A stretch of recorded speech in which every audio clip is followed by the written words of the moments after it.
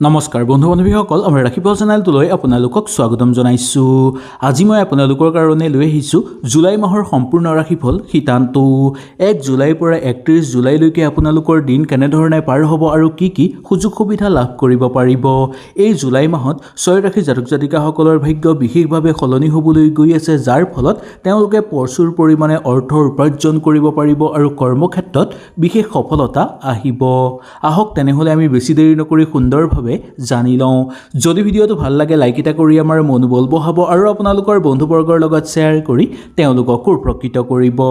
1 নম্বৰটো হ'ল মেঘ ৰাশি। মেঘ ৰাশি জাতক জাতিকাসকলৰ জুলাই মাহটো অনুকূল হিচাপে পাৰ হ'ব। জুলাই মাহৰ অনুসৰি ৰাশিচক্ৰৰ অনুসৰি এই মাহত সূৰ্য গ্ৰহৰ ক্ৰমান্বয়ে আপোনাৰ তৃতীয় আৰু চতুৰ্থ ভাগত থাকিব। 16 জুলাইলৈকে সূৰ্য আপোনাৰ তৃতীয় ভাগত থাকিব আৰু মিথুন ৰাশিৰ লগত থাকিব, যাৰ ফলত আপোনালোকৰ স্থিতিবোৰ অনুকূল দেখিবলৈ পোৱা যাব। আনহাতে 16 জুলাইৰ পিছত সূৰ্য গ্ৰহ আপোনাৰ চতুৰ্থ ভাগত থাকিব। সূৰ্য এই গোপন অনুকূলৰ ফলত আপোনালোকৰ ইমান অনুকূল নহ'ব পাৰে। 16 জুলাইৰ পিছত সূৰ্যৰ ফলাফলৰ ফলত আপোনালোকৰ কিছু ক্ষেত্ৰত দুৰ্বল প্ৰভাৱ অহাৰ সম্ভাৱনা দেখিবলৈ পোৱা যাব পাৰে। মংগল গ্ৰহৰ গোপৰ ফলত আপোনালোকৰ হ'বলগীয়া কামবোৰ সুচাৰুভাৱে হৈ পৰিব আৰু এটাৰ পিছত আনটো সুযোগ সুবিধাও আপোনালোকে লাভ কৰিবলৈ সক্ষম হোৱা দেখিবলৈ পোৱা যায়।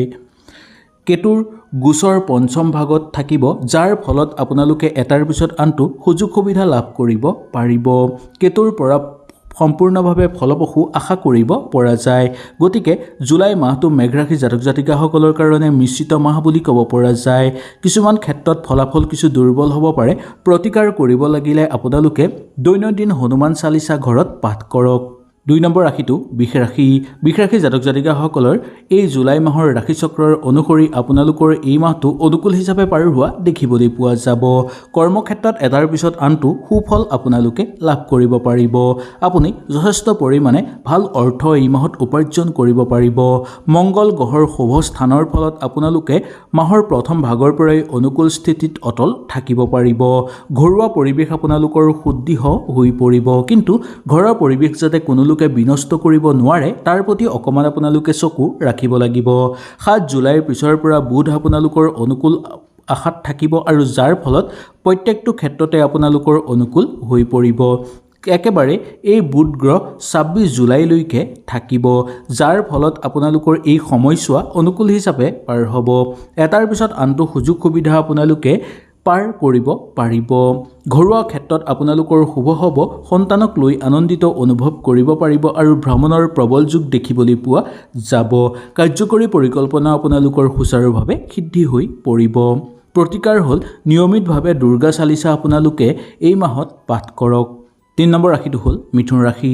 মিথুন ৰাশিৰ ৰাশিচক্ৰৰ অনুসৰি এই মাহটো আপোনালোকৰ বাবে অনুকূল হিচাপে পাৰ হ'ব। গোপন সুযোগ আপোনালোকে লাভ কৰিবলৈ সক্ষম হোৱাৰ যোগ দেখিবলৈ পোৱা যায়। আগৰ মাহৰ তুলনাত এই মাহৰ প্ৰথম অংশটো আপোনালোকৰ অত্যন্ত শুভ হ'ব, যদিও মাহৰ দ্বিতীয় ভাগৰ পৰা আপোনালোকৰ আৰু অধিক শুভ হৈ পৰাৰ যোগ দেখিবলৈ পোৱা যায়।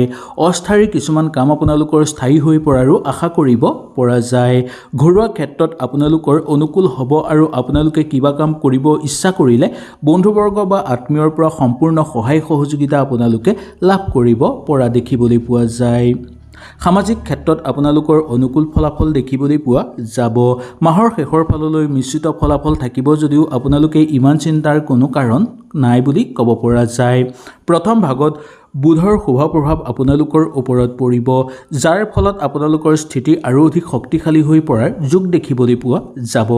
এই মাহৰ প্ৰতিকাৰ হ'ল এই মাহত আপোনালোকে গুৰ বা চেনি কাৰোবাক উপহাৰ হিচাপে দিব পাৰে বা দান কৰিব পাৰে। 4 নম্বৰটো হ'ল কৰ্কট ৰাশি। কৰ্কট ৰাশি জাতক জাতিকাসকলৰ কাৰণে এই জুলাই মাহটো আপোনালোকৰ কাৰণে মিশ্ৰিত মাহ বুলি ক'ব পৰা যায়। কিছুমান সুযোগ আপোনালোকৰ হাতলৈ আহিব, কিন্তু কিছুমান সুযোগ আপোনালোকৰ হাতৰ পৰাও হেৰাই যাব পাৰে।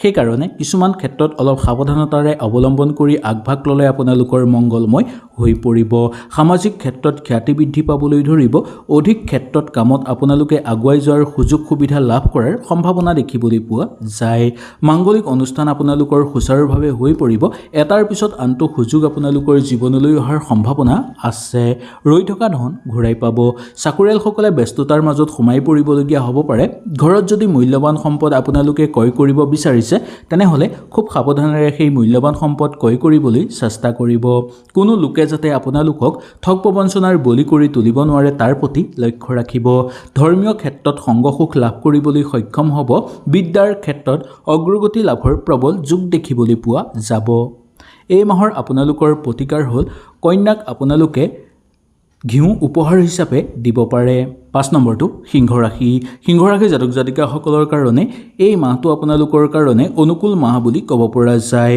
16 জুলাইলৈকে আপোনালোকৰ বহুকেইটা ক্ষেত্ৰত লাভৱান হোৱাৰ সম্ভাৱনা দেখিবলৈ পোৱা যাব আপোনাৰ পক্ষত থাকিব সফলতা এটাৰ পিছত আনটো আপোনালোকৰ জীৱনলৈ আহিব উন্নতি ঘৰ পৰিয়ালৰ ক্ষেত্ৰত আপোনালোকৰ শান্তি বৃদ্ধি পাবলৈ ধৰিব আৰু সমৃদ্ধি আহিব আপোনালোকৰ জীৱনলৈ দাম্পত্যৰ ক্ষেত্ৰত মধ্যম ফলাফল দেখিবলৈ পোৱা যায় ব্যৱসায়িক বাণিজ্যৰ ক্ষেত্ৰতো আপোনালোকৰ অনুকূল হিচাপে পাৰ কৰিব পৰা দেখিবলৈ পাব কৰ্মক্ষেত্ৰত বা দৈনন্দিন কৰ্মক্ষেত্ৰৰ লগত জড়িত লোকসকলৰ সমস্যা কিছু পৰিমাণে পাতল হ'বলৈ গৈ আছে ধৰ্মীয় ক্ষেত্ৰত মধ্যম ফলাফল হ'ব ভ্ৰমণৰ যোগ নামি আহিব যাৰ ফলত আপোনালোকে ভ্ৰমণ কৰাৰ সুযোগ পাব বিদ্যাৰ ক্ষেত্ৰত অনুকূল হিচাপে পাৰ হ'ব নতুনকৈ কাম বিচাৰি থকা বা নিবনুৱাসকলৰ কাৰণে কৰ্মপ্ৰাপ্তিৰ প্ৰবল যোগ দেখিবলৈ পোৱা যায় ৰাজনৈতিক ক্ষেত্ৰৰ লগত জড়িত লোকসকলৰ কাৰণেও অনুকূলতাৰ মাজেৰে পাৰ কৰিব পৰাৰ প্ৰবল সম্ভাৱনা দেখিবলৈ পোৱা যাব পঢ়া শুনাৰ ক্ষেত্ৰত আপোনালোকৰ অনুকূলেই হ'ব আৰু মনটো আপোনালোকৰ চঞ্চল হৈ পৰিব পাৰে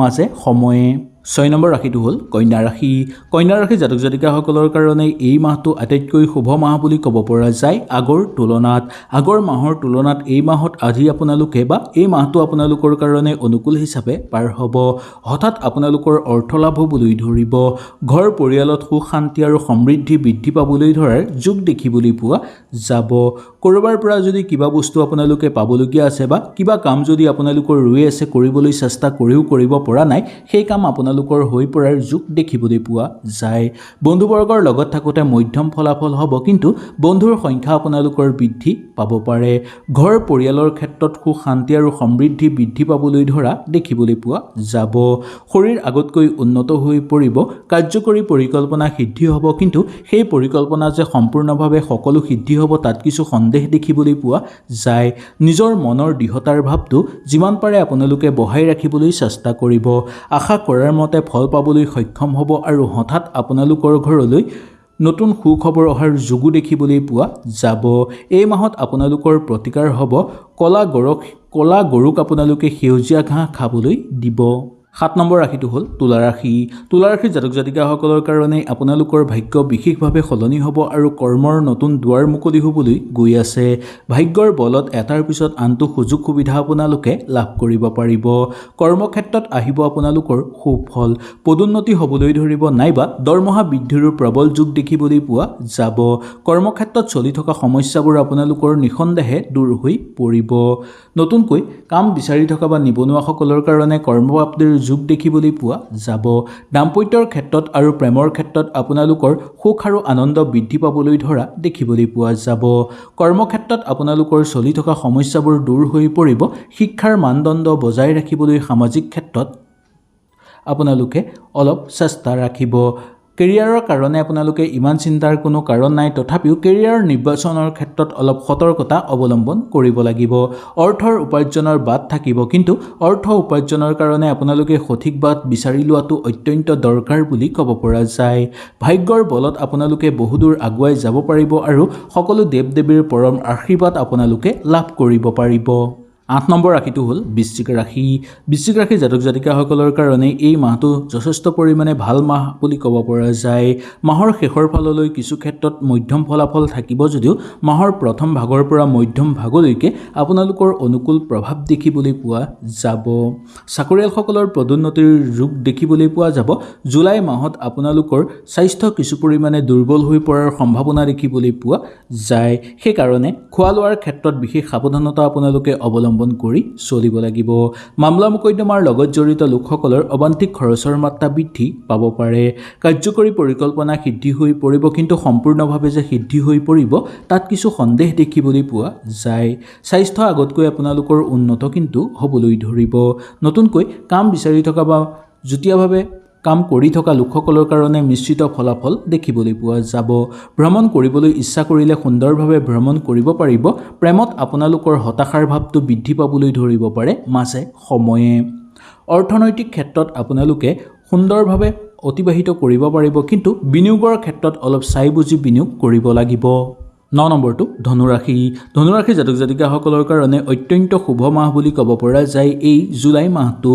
এই জুলাই মাহত আপোনালোকে যি কামত হাত দিব সেই কামতেই সফলতা অৰ্জন কৰিব পাৰিব। আধৰুৱা কামো আপোনালোকৰ সম্পূৰ্ণ হৈ পৰিবলৈ ধৰিব। ঘৰ পৰিয়ালৰ ক্ষেত্ৰত আপোনালোকৰ মধ্যম ফলাফল দেখিবলৈ পোৱা যায়।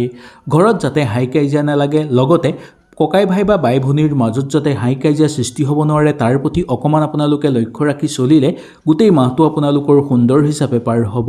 সন্তানৰ কাৰণে অবান্তিক খৰচৰ মাত্ৰা বৃদ্ধি পাব পাৰে।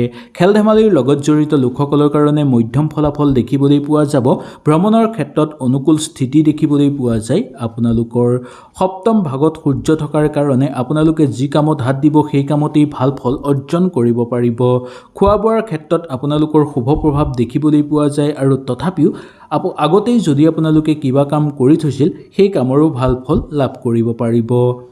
ঘৰত যদি মাটি বাৰীক লৈ কিবা হাই কাজিয়া চলি আছিল সেই হাই কাজিয়া যিমান পাৰে সোনকালে সমাধান কৰিবলৈ আপোনালোকে চেষ্টা কৰাটো উচিত বুলি ক'ব পৰা যায়। 10 নম্বৰটো মকৰ ৰাশি। মকৰ ৰাশি জাতক জাতিকাসকলৰ কাৰণে এই মাহটো অনুকূল হিচাপে পাৰ হ'ব। এটাৰ পিছত আনটো সুযোগ সুবিধা আপোনালোকৰ জীৱনলৈ আহিব। আধৰুৱা কামবোৰ আপোনালোকৰ সুচাৰুভাৱে হৈ পৰিব। ঠিকা টুকলি কৰা লোকসকলে মাথো অকণমান সাৱধানতা অৱলম্বন কৰি চলিব লাগিব। শত্ৰুৰ পৰা আপোনালোকে অকণমান বাছি চলিবলৈ চেষ্টা কৰাটো মংগলময় বুলি ক'ব পৰা যায়। ৰৈ থকা ধন আদায় কৰি ল'ব পাৰিব, লগতে আধৰুৱা কামো আপোনালোকৰ সম্পূৰ্ণ হৈ পৰাৰ যোগ দেখিবলৈ পোৱা যায়। ঘৰ পৰিয়ালত যদি কাৰোবাৰ বিয়া বাৰুৰ কথা আলোচনা কৰি আছে সেই কাম আপোনালোকৰ ভাল হ'ব, আৰু ভাল খবৰ আপোনালোকৰ ঘৰলৈ অহাৰ যোগ দেখিবলৈ পোৱা যাব। মনটো আপোনালোকৰ হৈ পৰিব আশাবাদী, যাৰ ফলত কিবা এটা পোৱাৰ আশা আপোনালোকৰ মনত জাগ্ৰত হ'বলৈ ধৰিব। কাৰ্যকৰী পৰিকল্পনা সিদ্ধি সুচাৰুভাৱে কৰিব পাৰিব, আৰু সেই পৰিকল্পনা সিদ্ধি কৰাৰ ক্ষেত্ৰত কোনো গুৰুস্থানীয় ব্যক্তিয়ে আপোনালোকক সহায় সহযোগিতা কৰিব পাৰে। বিদ্যাৰ ক্ষেত্ৰত শুভ হ'ব। শিক্ষাগুৰুসকলৰ স্বাস্থ্যও অনুকূল হিচাপে পাৰ হ'ব। নতুনকৈ কাম বিচাৰি থকা আৰু নিবনুৱাসকলৰ কাৰণে অত্যন্ত শুভ মাহ বুলি ক'ব পৰা যায়। এই মাহৰ দ্বিতীয় ভাগৰ পৰাই আপোনালোকে সুচাৰুভাৱে কৰিব পাৰিব। বিশেষকৈ নিবনুৱাসকলে এই মাহত যদি আপোনালোকে নিমখ কাৰোবাক দান কৰিব পাৰে, বিশেষকৈ দেওবাৰৰ দিনটোত আপোনালোকে যদি কাৰোবাক নিমখ দান কৰিব পাৰে তেনেহ'লে আপোনালোকৰ অনুকূল হ'ব। 11 নম্বৰটো হ'ল কুম্ভ ৰাশি। কুম্ভ ৰাশি জাতক জাতিকাসকলৰ কাৰণে এই মাহটো মিশ্ৰিত মাহ বুলি ক'ব পৰা যায়। মাহৰ প্ৰথম ভাগতটো আপোনালোকৰ কাৰণে কিছু দুৰ্বল হ'ব পাৰে, যদিও মাহৰ দ্বিতীয় ভাগৰ পৰা আপোনালোকৰ অত্যন্ত শুভ ফল নামি অহাৰ যোগ দেখিবলৈ পোৱা যাব। ব্যৱসায়িক বাণিজ্যৰ লগত জড়িত লোকসকলৰ কাৰণে মধ্যম হ'ব, যদিও আৰ্থিক ক্ষেত্ৰত উন্নতিৰ প্ৰভাৱ দেখিবলৈ পাব। অবান্তিক খৰচৰ মাত্ৰা কমাবলৈ চেষ্টা কৰিব। কৰ্মক্ষেত্ৰত চলি থকা সমস্যাবোৰ আপোনালোকে নিজেই সমাধান কৰিবলৈ চেষ্টা কৰিব লাগিব। সন্তানৰ কাৰণে আনন্দিত অনুভৱ কৰিব। প্ৰেমত সুখ হ'ব। ভ্ৰমণ কৰিব বিচাৰিলে কৰিব পাৰিব, কিন্তু ছুটি ভ্ৰমণৰ ফলতহে আপোনালোকৰ বেছি লাভৱান হোৱাৰ যোগ দেখিবলৈ পোৱা যাব। বিদ্যাৰ্থীসকলৰ কাৰণে অনুকূল হিচাপে পাৰ হোৱা আশা কৰিব পৰা যায়। কৰণীয় কাম সুচাৰুভাৱে আপোনালোকে কৰিব পাৰিব। ধৈৰ্য ধৰি আৰু সাৱধানেৰে কিছুমান কাম কৰিলে সেই কামৰ পৰা আপোনালোকে ভাল ফল অৰ্জন কৰিব পাৰিব। কেতিয়াও কিবা কাম কৰাৰ ক্ষেত্ৰত উৎপাত নকৰিব। ধৈৰ্য ধৰিব আৰু খুব সাৱধানতা অৱলম্বন কৰিব। এই মাহটো আপোনালোকৰ শেষৰ ফাললৈ অনুকূল হ'ব, যদিও মাহৰ প্ৰথম ভাগটো মিশ্ৰিত মাহ বুলি ক'ব পৰা যায়। 12 নম্বৰটো মীন ৰাশি। মীন ৰাশি জাতক জাতিকাসকলৰ কাৰণে এই জুলাই মাহটো অত্যন্ত অনুকূল আৰু শুভ মাহ বুলি ক'ব পৰা যায়। হঠাৎ আহিব আপোনালোকৰ ঘৰলৈ সুখবৰ। এটাৰ পিছত আনটো সফলতা অৰ্জন কৰিবলৈ সক্ষম হ'ব। সেই সফলতা কৰ্মক্ষেত্ৰত হ'ব, লগতে ব্যৱসায়িক বাণিজ্যৰ ক্ষেত্ৰতো প্ৰচুৰভাৱে উন্নতি আৰু অৰ্থৰ উপাৰ্জন বৃদ্ধি পাবলৈ ধৰিব। অৰ্থৰ জমাৰ সংখ্যা আপোনালোকৰ বৃদ্ধি পাবলৈ ধৰা দেখিবলৈ পোৱা যাব। সামাজিক ক্ষেত্ৰত আনক সহায় কৰি আনন্দিত অনুভৱ কৰিব পাৰিব। শত্ৰুক দমন কৰিব পাৰিব। চাকৰিয়ালসকলৰ কাৰণে পদোন্নতিৰ যোগ দেখিবলৈ পোৱা যাব পাৰে। অচিনাকি ব্যক্তিৰ পৰা পোনপটীয়াভাৱে আপোনালোকৰ সহায় হ'ব। ঠিকাটুকলি কৰা লোকসকলৰ কাৰণে নতুন আশা পূৰ্ণ হৈ পৰিবলৈ ধৰিব। ঘৰত যদি কাৰোবাৰ বিয়া বাৰুৰ উপযুক্ত মানুহ আছে তেওঁলোকৰ কাৰণে বিয়া বাৰুৰ কথা বতৰা আলোচনা কৰিবলৈ যিমান পাৰে চেষ্টা অব্যাহত ৰাখক। নিশ্চয় ভাল ফল পাব। ঘৰত মূল্যৱান সম্পদ অহাৰ যোগ দেখিবলৈ পোৱা যায়। পাবলগীয়া অৰ্থ পাব, কিন্তু যে সম্পূৰ্ণভাৱে সেই অৰ্থ পাব তাত কিছু সন্দেহ দেখিবলৈ পোৱা যায়। এই মাহটোত আপোনালোকে যদি শুক্ৰবাৰৰ দিনটো মা লক্ষ্মীৰ নাম গুণ ল'ব পাৰে তেনেহ'লে আপোনালোকৰ অত্যন্ত মংগলময় হ'ব। হয়তো আপোনালোকে সুন্দৰভাৱে বুজি পালে। যদি কিবা অসুবিধা পালে নিশ্চয় মোক তলত কমেণ্ট কৰি জনাব। তেনেহ'লে আজিলৈ আপোনালোকৰ ওচৰৰ পৰা বিদায় লৈছোঁ। নমস্কাৰ।